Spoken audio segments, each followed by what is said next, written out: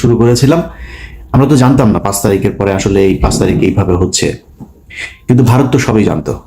তারা তাদের মতো করে সুন্দর করে তাদের প্ল্যান বিতে কে কে থাকবে, আসিফ নজরুল সহ কারা কারা এখানে, প্রথম আলোর যে পুরো গংটা এরা কি করবে, এই জিনিসগুলো তারা জানতো, ওইভাবে সেট আপ করেছিল। যে কারণে তারপর পরে এই যে প্রধান উপদেষ্টার এই যে প্রেস সেক্রেটারি শফিক সহ আসিফ নজরুলের ঘনিষ্ঠ যারা যারা আছে প্রথম আলো এদেরকে এখানে বসিয়ে দিয়েছেন, তারা তাদের মতো করে চালাচ্ছেন। এই দেশের এই যে 5 তারিখের যেই আন্দোলন, যে বিপ্লব, যে স্বাধীনতা, এটা ধ্বংস হওয়ার পেছনে যদি একজন মানুষ, অনেক মানুষই মনে করেন আমি আসিফ নজরুলের ব্যাপারে এত কেন, একজন মানুষ যদি নাকি এটার জন্য সবচেয়ে বেশি দায়ী থাকে সেটা এই আসিফ নজরুল। এর জন্য প্রতিটা জায়গায় সমস্যা হয়েছে। আপনাদেরকে এই কথাটা কেন বলেছিলাম যে শেখ হাসিনাই আবার আসবে, এটা যদি আপনাদের আমি বিশ্লেষণ করতে চাই তাহলে একটা জিনিস বলে রাখি, সেটা হচ্ছে এই যে 15টা বছর শেখ হাসিনা ক্ষমতায় থাকলো, আন্তর্জাতিক বিশ্বের কেউ তাকে সরায় নাই এখান থেকে। ইন্ডিয়া একদম সরাসরি তাকে সাপোর্ট দিয়ে গিয়েছে,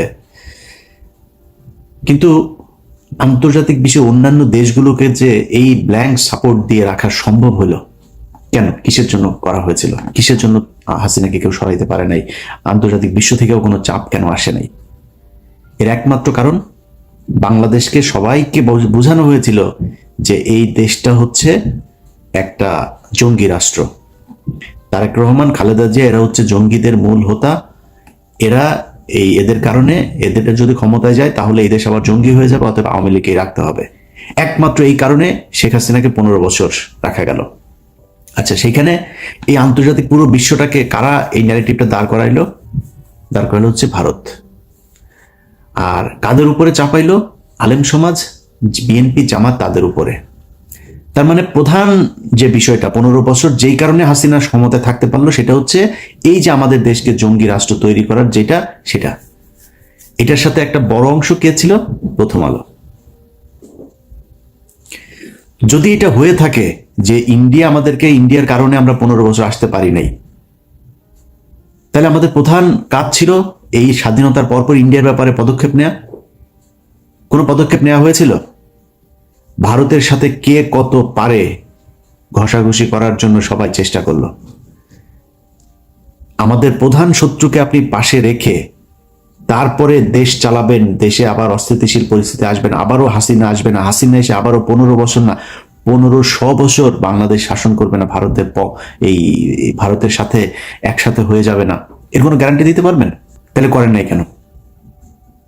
প্রথম আলো যে কিনা সরাসরি, আমি নিজে আমার এখানে আমি 21শে আগস্ট বিডিআর হত্যাকাণ্ড থেকে শুরু করে বিভিন্ন জায়গায় দেখাইলাম যে প্রথম আলো কিভাবে কিভাবে এই কাজগুলো করেছে, অথচ মির্জা ফখরুল ইসলাম আলমগীর সোজা যায় সেখানে করলো কি? প্রথম আলোর উপরে আঘাত মানে হলো গণমাধ্যমের উপর আঘাত। এই আঘাত সে কোনোভাবেই, সে শেখ মুজিবের ব্যাপারে কি বলল? শেখ মুজিবের ছবি করলে তারপরে এটা তার বুকে চিনচিন করে, হ্যাঁ, এসব কথাবার্তা। তো প্রথম আলো আর ইন্ডিয়া আপনার সমস্যা না, তাই আপনার সমস্যাটা ছিল কারাই 15 বছর? মির্জা ফখরুলের তো সমস্যা না। এই বক্তব্য যেদিন শুনেছিলাম সেদিনই মনে করেছিলাম আর বাংলাদেশের পলিটিক্স নিয়ে কথাবার্তা বলে লাভ নেই, নিজের মতো করে কিছু টাকা পয়সা কামায় তারপরে চুপচাপ থাকে। কিন্তু মির্জা ফখরুলই তো বিএনপি না, মির্জা ফখরুল মানেই বাংলাদেশ না। এই বাংলাদেশের লাখো লাখো কোটি কোটি বিএনপি জামায়াতের কর্মীরা, নেতারা অনেকে আছে যারা আসলেই ভারতকে অপছন্দ করে, প্রথম আলোকে বাংলাদেশ থেকে উৎখাত করতে চায়। তাদের জন্য তো আমাদের পাশে থাকা উচিত।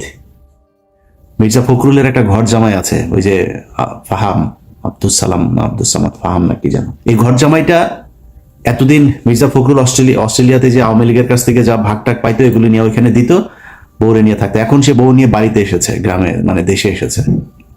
প্রতিদিন বিভিন্ন গণমাধ্যমে দেখি সে বক্তব্য দেয়। এতদিন কই ছিলেন? ওনার মেয়ের তো উচিত ছিল এখানে এসে তারপরে এগুলো নিয়ে নেতৃত্ব দেওয়া, কথাবার্তা বলা। বলে নাই তো, কোনো কিছুই করে নাই। এখন এসছে, কারণ এখন এই যে আবার লুটপাট শুরু হয়েছে। খবর নেন, যান। মির্জা ফখরুলের ভাইয়ের অত্যাচারে তার এলাকার লোকজন ঘরে থাকতে পারে না। বাংলাদেশের সবচাইতে বেশি আওয়ামী লীগের লোকজনকে পুনর্বাসিত করা হয়েছে মির্জা ফখরুলের এলাকায়। এগুলো নিয়ে কাজ করতেছে। এখন দিচ্ছে না কেন? বিএনপির অনেক মানুষজন ফোন করেন, ভাই এখানে এটা হচ্ছে, এখন দিচ্ছে না কারণ বিএনপিকে আসলে এখন করলে বিএনপির ভেতরে সমস্যা থাকবে, এরকম দুই একটা নেতাও থাকবে এই টাইপের, কিন্তু পুরো বিএনপিকে তো আপনি কালার করতে পারবেন। আমার এর পরের দেশের নেতৃত্বে কে আসবে? আপনি বিএনপিকে যদি সরেন তাহলে তো এটা মানে একটা পলিটিসাইজেশনের দিকে চলে গেল। তখন আপনি কি করবেন? কাকে আনবেন? এখানে একটা অন্য তৃতীয় পক্ষ আসবে, সেনাবাহিনী আসবে, ইন্ডিয়া সেই সুযোগ নিবে। সো আমার সেকেন্ড চয়েস হচ্ছে বিএনপি। অতএব এই কারণে বিএনপির বিষয় নিয়ে বিএনপি চাঁদাবাজি করে, এই করে সেই করে, নানান অভিযোগ। আমি বলে বিএনপি নিয়ে এখন কোনো কথা বলা যাবে না। বিএনপিকে নিয়ে বলার সময় আছে, অবশ্যই বিএনপিকে নিয়ে কথা বলা হবে, কিন্তু এখন না। যে কারণে এগুলো নিয়ে কথা বলি না। কিন্তু মির্জা ফখরুলরা এই কাজগুলো করছে। এখন মির্জা ফখরুলের তো কোনো সমস্যা হবে না। মির্জা ফখরুল তো আওয়ামী লীগের সাথে মিলেমিশে 15 বছর খুব শান্তিতে ছিল। সে একদিন এক ইয়েতে ক্যাবিনে ছিল, মানে আটক হয়েছিল, আটক হলে তারে নিয়ে সুন্দর করে 5 স্টার হোটেলে পর্যন্ত রাখা হইতো। মির্জা ফখরুল সহ কয়েকজন বিএনপি নেতা আছে, সবাই না কয়েকজন, এদেরকে রাখা হইতো, খুব আরামে রাখা হইতো। তো এই লোকগুলিকে আপনার ওই ক্যাবিনে রাখার পরে একদিন সে একজন বিএনপির, নাম বললাম না, বিএনপির এক নেতার সাথে সে বলছিল যে খালেদা জিয়ার কথা বলছে, এই মহিলার কারণে, এই মহিলার মাথায় সমস্যা আছে, এই মহিলার কারণে এখন আমার এই জেলে আসতে হইলো। মানে একটা কর্মসূচি দিয়েছিল খালেদা জিয়া, এটা 2000 ধরেন কত সাল, 20 সাল বা তার বা মানে জেলখানায় যাওয়ার আগের, আমার ঠিক সময়টা মনে নেই, জেলখানায় যাওয়ার আগের ওই সময়টাতে এটা বলেছিল। আচ্ছা, এখন মির্জা ফখরুলের তো সমস্যা নেই, এবং মির্জা ফখরুল এই দেশের এই আওয়ামী লীগের যে চিন্তা চেতনা, সে দেখবেন ছাত্রদল, যুবদল, বিএনপির লোকজনের সাথে তার যে আচরণ, আওয়ামী লীগের ক্ষেত্রে তার আচরণ দেখবেন চেঞ্জ। বিএনপির সাথে প্রচন্ড কর্কশে, গায়ে হাত তুলতে যায়, চর মারে, ধাক্কা মারে, বিএনপির লোকজনের কথাবার্তা শুনলেই মনে তার গায়ে আগুন ধরা যায়। এই জেনুইন একটা আওয়ামী লীগের। তো এদের কথা শুনে যদি আমরা কথা বলা বন্ধ করে দিই তাহলে তো সমস্যা। আপনি আওয়ামী লীগের এই যে সজীব ওয়াজেদ জয় সহ আওয়ামী লীগের যেসব ফেসবুক পেজ, টুইটার এগুলো আছে, এগুলোতে আপনি যান, গেলে দেখবেন তাদের মূল কাজ হচ্ছে বাংলাদেশকে জঙ্গি রাষ্ট্র হিসেবে প্রতিষ্ঠা করা। ইংলিশে আপনার ট্রান্সলেট করে তারপরে বাংলাদেশের বিভিন্ন ঘটনাকে তারা পৃথিবীর কাছে মিথ্যা সত্য মিলায় তারপরে এগুলো ছড়াচ্ছে। তো এই যে কাজগুলো আওয়ামী লীগ করছে, তাদের মূল টার্গেট বাংলাদেশকে এই জঙ্গিবাদ এটার ইয়ে করা। আচ্ছা, এখন আমাদের উচিত ছিল কি? প্রথম উচিত ছিল যে যারা এগুলো করেছে তাদের বিচার করা। এই যে এই ভারত এবং আওয়ামী লীগ এগুলো করেছে, এটার ব্যাপারে শক্ত অবস্থান নেওয়া। আমরা সেই ভারতকে বসায় রাখলাম। আমরা যেই প্রথম আলো কিনা সারা দুনিয়া, প্রথম আলো, ডেইলি স্টার সারা দুনিয়াতে এইটারে আপনার ছড়াই দিল। প্রথম আলো করে বাংলায়, ডেইলি স্টার করে ইংলিশে, সারা দুনিয়া এটা চললো। তাদের পাশে গিয়ে আপনি বসলেন, তাদেরকে বাঁচাইতে চাইলেন। তো আপনি একবারও চিন্তা করলেন না যে এদেরকে রেখে এরা যদি নাকি এই প্রথম আলোই তারেক রহমানকে খাম্বা তারেক বানিয়েছে, এই প্রথম আলোই তারেক রহমান খালেদা জিয়াকে জঙ্গিদের প্রশ্রয়দাতা, আশ্রয়দাতা বানিয়েছে, মনে নেই আপনার? এই বিচারটা তো করা দরকার ছিল। আমি বাংলাদেশে যদি নাকি কোনো জঙ্গি থাকে, অবশ্যই তার বিচার চাই। বাংলাদেশ ইসলামী শরিয়া ভিত্তিক চলুক, আমি এটা চাই না। মানে আপনি আমরা যাই মনে করেন তাই মনে করেন, আমি এটা চাই না। বাংলাদেশ ইসলামী শরিয়া ভিত্তিক চলার মতো ওই অবস্থা আমাদের নাই, আমরা সেই জায়গায় যাইতে পারিনি। যদি কেউ পারেন, ওই মাইক নিয়ে ওয়াজের মাহফিলে গলা না ফাটায়া একটা গাড়ি বানায় দেখেন। আমি ওই জায়গায় এখন যাইতে চাই না। যে কারণে কেউ যদি এখন আবার বিশৃঙ্খলা তৈরি করার চেষ্টা করে, আমি মনে করি বিএনপি আগে যেইভাবে সেই শায়েখ আব্দুর রহমান থেকে শুরু করে বাংলা ভাইদেরকে যেইভাবে শায়েস্তা করেছে, এইবারও সেটাই করুক। জঙ্গিবাদকে মাথাচাড়া দিতে দেওয়া যাবে না। কিন্তু জঙ্গিবাদ বলে কি বাংলাদেশে আসলে কিছু আছে? সেটা প্রমাণ করা দরকার ছিল এই সরকারের আসার পরপরই। বিচারগুলো তাড়াতাড়ি শেষ করে যে এই ঘটনাটা আসলে এই যেভাবে নাটক সাজানো হয়েছিল, এইভাবে নাটক সাজানো হয়েছিল, এই নাটক সাজিয়ে এইভাবে ভারত এবং আওয়ামী লীগ মিলে তোমাদেরকে ভুল বুঝিয়েছে, আসলে বাস্তব চিত্রটা এটাই। এর মাঝখানেও যদি আলেমদের ভিতরে কেউ জঙ্গি কর্মকাণ্ডে যদি থেকে থাকে, আমি তাদের বিচার চাই। বাট বাদ বাকি যারা, তাদেরকে তো ছাড়া দরকার। সেইটা না করে আপনি তাদেরকে জেলখানায় রাখলেন, আর যারা এটা করলো তাদেরকে আপনি আশ্রয় প্রশ্রয় দিলেন। 2 দিন আগে এক ভিডিও দেখলাম, ওই যে এই ফারজানা ব্রাউনিয়ার এক্স বয়ফ্রেন্ড আপনার জিল্লুর রহমান, তৃতীয় মাত্রা করে। এই জিল্লুর রহমান ফারজানা ব্রাউনিয়ার এক্স মানে কত নাম্বার সেটা তো বলা যাবে না, এটা সম্ভবত ওই পার্ট টাইম বয়ফ্রেন্ড ছিল। এই পার্ট টাইম বয়ফ্রেন্ড বলছেন যে ঈদের পরে এই দেশে আবার জঙ্গি হামলা হবে। আমার হাতে একটা সিক্রেট রিপোর্ট যেখানে দেখা যাচ্ছে যে ঈদের পরে বাংলাদেশের রাজনৈতিক পরিস্থিতি অত্যন্ত অস্থির হয়েছে। এক ধরনের জঙ্গি তৎপরতা গত কিছুদিন ধরে আমরা এই আলোচনা শুনছি এবং লক্ষণও দেখা যাচ্ছে, এটা পাঠবার একটা আশঙ্কা আছে। তিনি বলছেন দেশে নাকি কোন এক সাংবাদিক এটার সাথে জড়িত, কোন কোন আলেম নাকি দেশের কে কারা কারা জড়িত, আবার প্রবাসে একজন আছে কোথায় নাকি থাকে, সেও নাকি জড়িত। যে নিষিদ্ধ ঘোষিত কিছু সংগঠন তাদের অন্তত 3 জনকে ক্লিয়ারলি আইডেন্টিফাই করেছে রিপোর্ট। এদের সঙ্গে একজন সাংবাদিকও আইডেন্টিফাই করা গেছে যিনি এইসব তৎপরতার সঙ্গে যুক্ত। তার কাছে একদম পুরো তথ্য খাতা, এইভাবে খাতা 3-4টা পৃষ্ঠা নিয়ে তারপরে তিনি বসেছেন। ওরে বাবারে, তার কাছে সব তথ্য। হ্যাঁ, কিভাবে হামলা হবে, কোথায় কোথায় হবে, সে আগের মতোই নাকি গুরুত্বপূর্ণ জায়গায় কোর্ট টোট এইসব সেইভাবে নাম ধরে ধরে বলছেন। পসিবল থ্রেট লক্ষ্য করা যাচ্ছে, তারা গভর্নমেন্টের বিভিন্ন ইনস্টলেশনে হামলা চালাতে পারে, লোকাল কোর্টস গুলোতে হামলা চালাতে পারে। পরে ধৈর্য নিয়ে ওর পিছন দিয়া ডিম ঢুকে ওরা জিজ্ঞেস করেন যে তুই এই তথ্য কই পাইলি, কই হবে, কারা কারা করবে, তাড়াতাড়ি নামের লিস্ট দে। আমরাও সেটা জানতে চাই, কারা কারা এই দেশে জঙ্গিবাদ এই করতে চায়, তাদের আমরা খুঁজে বার করতে চাই। ওর কাছ থেকে তালিকা নেন, ও কোথায় পেয়েছে এটা। এরা হচ্ছে খুব চিপ রেটের দালাল। এরা বিভিন্ন দেশের গোয়েন্দা সংস্থার কাছ থেকে টাকা পয়সা খায়া তারপরে বাংলাদেশে অস্থিতিশীল পরিস্থিতি তৈরি করতে চায়। ভারত নিশ্চয়ই ওই হয়তো বড় অঙ্কের একটা মোটা অঙ্কের টাকা দিয়েছে।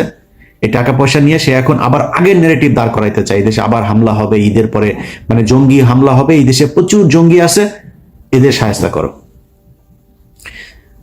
এত সোজা না ভাই, 5 তারিখ এমনি এমনি আসে নাই। যদি কেউ মনে করেন 5 তারিখ এমনিতেই চলে এসছে, এটা মনে করার কোনো কারণ নাই। আল্লাহ নিজের হাতে ধরে আপনাদেরকে এই গিফট দিয়েছিল। এটা যদি ধরে রাখতে চান তাহলে এটা নার্সিং করতে হবে। এই যে 8টা মাস হলো, এখনো পর্যন্ত বিএনপি জামায়াত সহ বিভিন্ন লোকজন জেলখানায় আছে। জেলখানায় থাকা মানুষগুলিরে এখন পর্যন্ত জেল থেকে বার করতে পারলেন না। রোজাটা করলো তারা জেলখানার ভেতরে, ইফতার কি করে, তার পরিবারের অবস্থা কি, 15 বছরে এই মামলা চালাইতে চালাইতে কি অবস্থা। আরে ভাই, এই জেলখানার মানুষগুলোর এই যে প্রতিদিন তাহাজ্জুদ নামাজ পড়া, আল্লাহর কাছে সাহায্য চাওয়া, দেশের জন্য আল্লাহর কাছে কান্নাকাটি করা, এই জন্য 5 তারিখ এসেছিল। তাদের চোখের পানির দাম দেন নাই, তাদেরকে এখন পর্যন্ত জেলখানায় রাখা তারপরে ক্ষমতায় চলে আসবেন। এত সোজা, এত ইজি আপনি ক্ষমতায় চলে আসবেন। এখনো তারেক রহমান দেশে যাইতে পারে নাই। ক্ষমতা বহু দূরের ব্যাপার।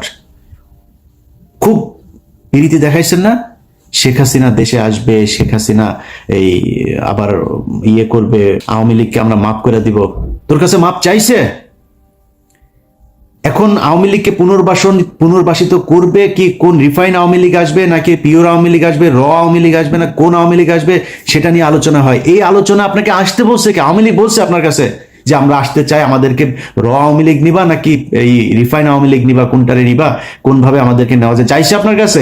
এখনো প্রতিদিন হুমকি দেয়, এখনো প্রতিটা দিন বলে যে তারা করবে, চলে আসবে, এদিক দিয়ে আসতেছে, ওদিক দিয়ে আসতেছে, হুঙ্কার দিতে থাকে। আপনি যে তারা মাফ করেন, আপনি যে তারা নিয়ে আলোচনা করতেছেন, সেই আলোচনার কারণটা কি? আওয়ামী লীগ কবে কোন দিন আপনাকে বলছিল যে আপনি আমাদেরকে নেওয়ার ব্যবস্থা করেন, আমরা দেশে একটু ফিরতে চাই, আপনাদের সাথে কথা বলতে চাই, বলেছে নাকি? আমরা আলোচনা করছি। আওয়ামী লীগের লোকজন এই গতকালকে আসিফ নজরুল তার প্রিয় আওয়ামী লীগের লোকজনকে কোর্টের বিভিন্ন জায়গায় বসিয়ে রেখেছে। গতকালকেও এত ক্রুশিয়াল একটা সময়ের ভিতরে, কালকে মনে হয় 100 বার আওয়ামী লীগের লোকজনের ইয়েতে দেখেছি শেখ হাসিনা ওই দিক দিয়ে ঢুকছে, ওই দিক দিয়ে তোরে ঢুকাই দেওয়া হবে, ঢুকতে বল। দেশের মানুষ এখন ওই মেজাজে নাই। হ্যাঁ, সেনাবাহিনীও যদি নাকি তেড়িবেড়ি করে, সেনাবাহিনীর মধ্যম সারি জুনিয়র অফিসাররা বসে আছে, সৈনিকরা বসে আছে, 15 বছর বহুত হয়েছে। তেড়িবেড়ি করার চেষ্টা করলে কোনো জেনারেল তারা বসে থাকবে না, কারণ সেনাবাহিনী এই দেশের মানুষের প্রাণের কথা বলে। এই দেশের মূল রক্ষক হচ্ছে বাংলাদেশ সেনাবাহিনী। সেই সেনাবাহিনী এত সহজে আপনি 2-4 জন জেনারেলের কারণে বিক্রি হয়ে যাবে আরেক দেশের কাছে, এটা মনে করার কোনো কারণ নাই। ঢুকতে বল, অমুক জেনারেল অমুক কর্নেলের কথা শুনে তারপরে ঢুকতে বল, তারপরে বুঝবি মজাটা। আয়, এগুলি করা হচ্ছে। এর মাঝখানে আপনি গতকালকে 2 জনের জামিন দিয়ে দিলেন। আওয়ামী লীগ কি করতো? আওয়ামী লীগ যখন দেশের পরিস্থিতি হইতো তখন সবগুলি নিয়ে ঢুকাইতো, জামিন টামিন সব বন্ধ। আপনি এই পরিস্থিতির মাঝখানে 2 জনের জামিন দিয়ে দেন, কিভাবে সম্ভব? এক এমপির বোর্ডে জামিন দিয়ে দিয়েছে, কিভাবে সম্ভব? আপনার এখানে আমরা আলোচনা করছি আওয়ামী লীগকে পুনর্বাসন, এই নিয়ে আলাপই চলবে না। কিসের আওয়ামী লীগ? ওদের বিচার হবে, ওরা রাজনীতি করতে চায় করুক, সমস্যা নাই। আওয়ামী লীগ এদেশে রাজনীতি করবে, আওয়ামী লীগের নাম দিয়ে করুক। কে করবে? কোন আইয়ে আসবে? আমরা চুজ করবো নাকি? আওয়ামী লীগের একদম সর্বোচ্চ নেতা থেকে যত সারা বাংলাদেশের পদস্থ যত আওয়ামী লীগের ছিল সবার খুনের দায় এদের বিচার হবে। বিচারের মুখোমুখি হোক আগে, আমাদের আলোচনা হবে বিচার নিয়ে। আপনি তার পুনর্বাসনের জন্য কথা বলছেন, পুনর্বাসন নিয়ে আপনারা আলোচনা করতে বলছে। এত পিরিতি, এটা তো এই 15 বছরের বাম্বুতে ঠিক হয় নাই এখনো পর্যন্ত। লজ্জা লাগে আওয়ামী লীগের চাই না এটা বলতে। কারণ কি?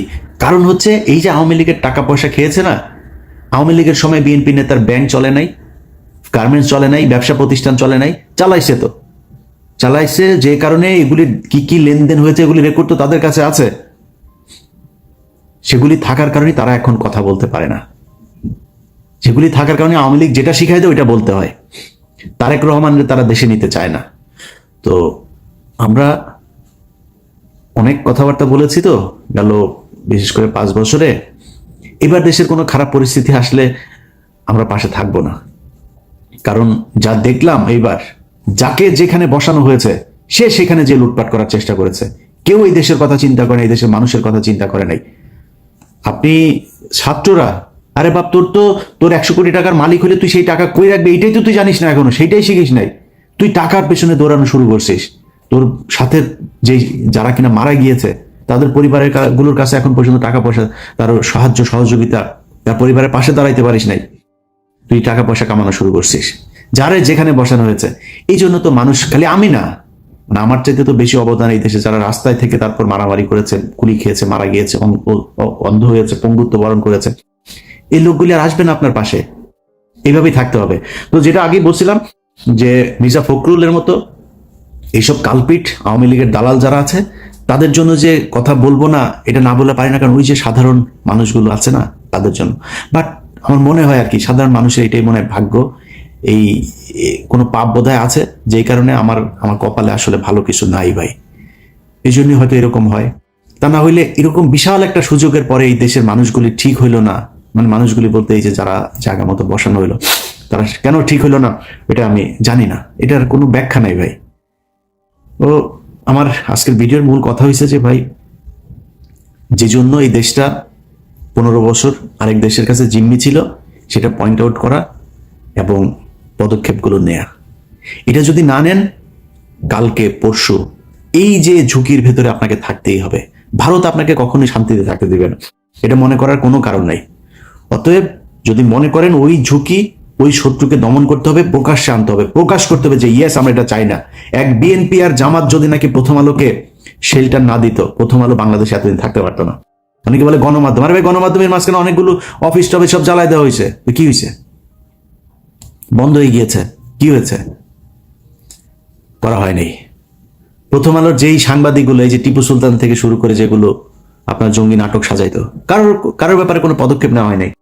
একদম ওইভাবে প্রথম আলো চলছে, আনচেঞ্জড। এইভাবে আপনি চালায় যাচ্ছেন। তো এই জন্য বাংলাদেশ স্বাধীন হয় নাই এবং এইভাবে স্বাধীন রাখা যাবেও না। যে কারণে আমি মনে করি সবকিছু তাদের মতো করে সেট আপ রেখে তারপরে কেউ যদি মনে করেন সামনে নির্বাচন হবে আর সেই নির্বাচনে বিএনপি ক্ষমতায় আসবে, আমি মনে করি না এটা ঘটতে যাচ্ছে। কিছু একটা ডিফারেন্ট কোনো কিছু একটা যে কোনো সময় ঘটে যাইতে পারে যদি আসল জায়গায়